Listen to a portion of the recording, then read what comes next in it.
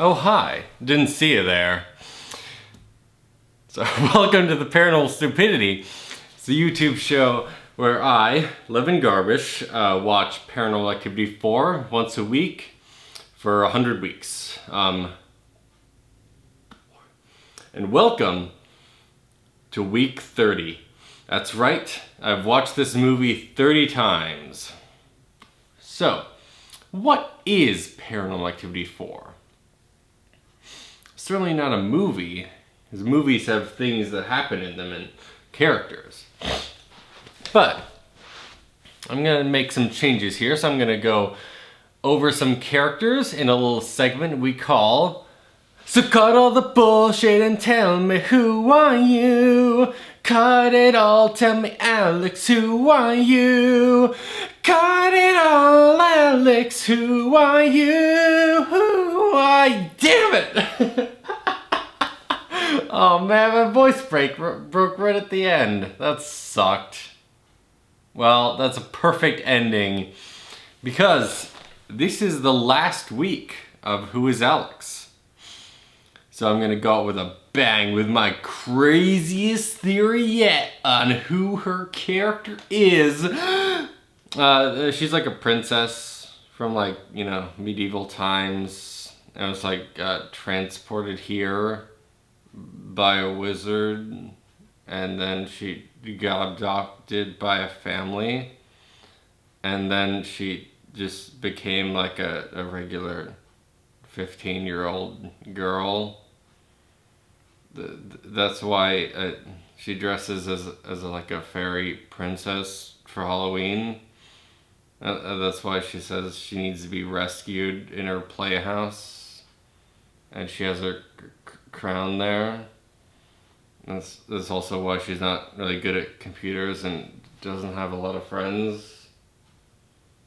That's who she is. Yay! So Ben, I'm gonna go through all the characters now. So Ben is like a cyber criminal who will one day take over the world and establish his own kind of, totalitarian government surveillance on everyone. That's gonna happen to him. Wyatt is pretty simple. He's like the recipient for a demon possession, like the girl from The Exorcist, and he's just gonna be traumatized by this experience for the rest of his life. Robbie is non-existent. He is a figment of Alex and Wyatt's imagination. He is like their imaginary friend from childhood who he's just there. Doesn't exist for real life. And like Alex has tricked Ben into going along with the story for Wyatt's sake. The parents, for Stephen Denham, I think I'm going to go with a real life here and say that his character actually dies in the movie and dies in real life. So rest in peace there. I'd say for Alexandra Lee, she goes on to form her own cooking channel, which replaces Chef Mary. And in fact, while I'm at this, I say she brutally kills Chef Mary by feeding her too many red bell peppers. I'd love to see that. So, here it is. Here's the new segment I'm proposing, and it's called We're on the Hunt. We Need the Gear. Which, for fans of the movie, is a line spoken by Ben.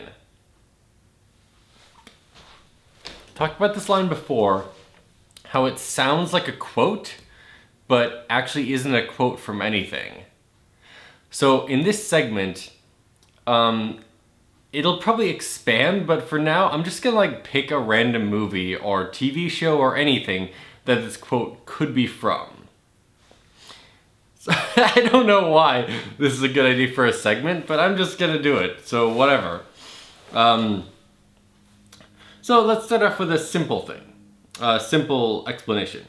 We're on the hunt, we need the gear is a quote from Lord of the Rings, the Two Towers. It is spoken by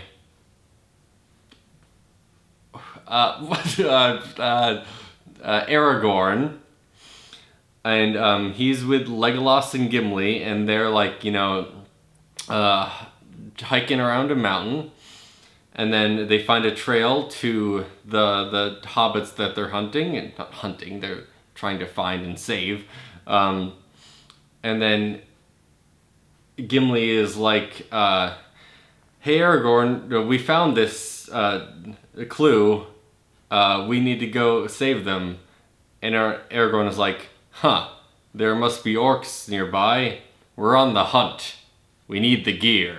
You know what I'm saying? And then they all high five.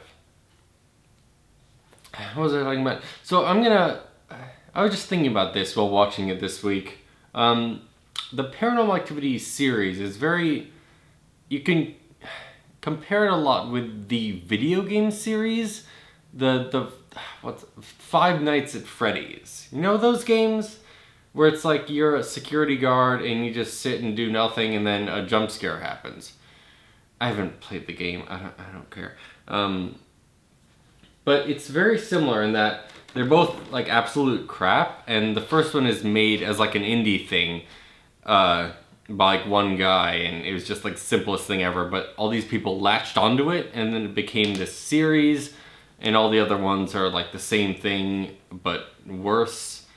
And then all the fans, they're all these like weird, it's such a weird thing to have a fan base, but it does, both of these things, both Paranormal Activity series and Five Nights at Freddy's, that people latch onto it because of like the lore of the series, the background details and all this stuff that, I mean, I can't really speak for the games too much, I haven't played them, because why the fuck would anyone play this? It looks like complete shit. I mean, Jesus Christ, what do you want? Just like a jump scare? It's just to appeal to people who are on YouTube and then, you know, film a video of themselves getting scared as like a let's play thing. Whatever. Yeah, so that's that. But, I mean, it's the same as Paranormal Activity 4, where it's just nothing and then a jump scare and then you get scared. It's like the marketing for Paranormal Activity series where they show the audience footage and people in the theater and they go, ah, and all the scary noises and all that stuff. Kind of the same thing. It's just, Jesus Christ, why do people like these things? I don't know. But you know what, I'm not going to be so negative this week, because I'm going to point out all the positives that Paranormal Activity 4 has. Positive number 1. The opening scene, the flashback to the second one, where Katie kills Kelly,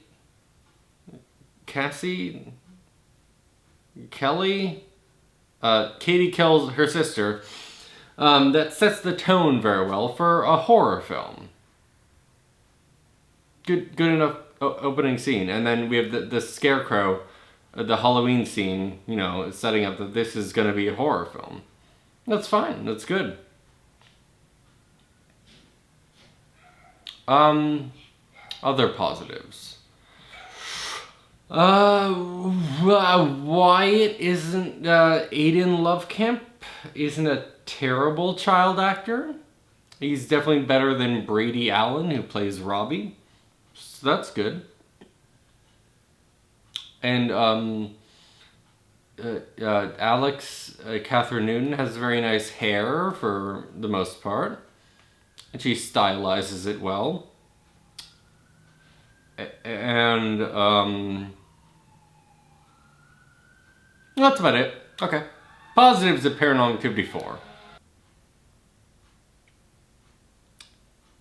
Oh, you know what's sad? That Angus Scrim, the guy who played the tall man from the Phantasm series, he died. That's a letdown. I love the Phantasm series. And the director, Don Coscarelli, I think that's how you pronounce it. I like him. That was a fun series. I like the Phantasm movies. That's too bad. You mourn his loss more than anyone mourns Stephen Dunham. The poor guy. He just died playing the dad, working on Paranormal Activity 4. Hope he had a good life. Well, I think that's it for this week. Yeah. Be seeing you.